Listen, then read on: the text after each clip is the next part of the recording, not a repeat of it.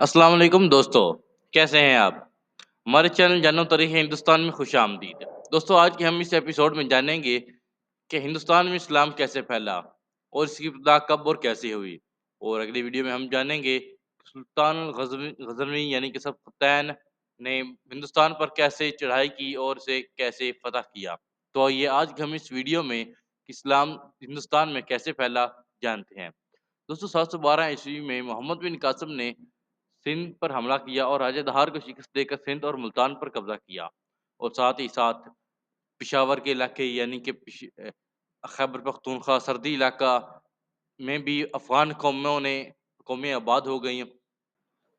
ان افغان مسلمانوں نے ہندوستان پر حملے شروع کر دیے، جس کے مقابلے میں پنجاب کے راجہ جو اجمیر کے راجہ کا داماد بھی تھا نے اس کی سرکوبی کے لیے 1000 کا لشکر بھیجا، جو کہ ناکام واپس لوٹا۔ اس کے بعد اس نے اپنے داماد کو 2000 کا لشکر دے کر ان کی سرکوبی کے لیے بھیجا، اس کے ساتھ 5000 پیادے بھی تھے، لیکن یہ لشکر بھی سردی کے باعث ناکام واپس لوٹا، اور یوں راجہ کے حملے ناکام ہوتے گئے اور افغان بڑھتے گئے، اور ملتان اور سندھ کے مسلمانوں نے بھی افغانوں کا ساتھ دینا شروع کر دیا، اور یوں ہندوؤں کو پنجاب سے نکالا جانے لگا، اور یوں ہندوستان میں مسلمانوں کی آمد شروع ہوئی۔ اور اس کے بعد سلطان محمود غزنوی نے بھی ہندوستان پر جو حملے کیے، اس کے بعد ہندوستان میں اسلام پھیلنے لگا، اور یوں ہی ہندوستان میں اسلام کی ابتدا ہوئی۔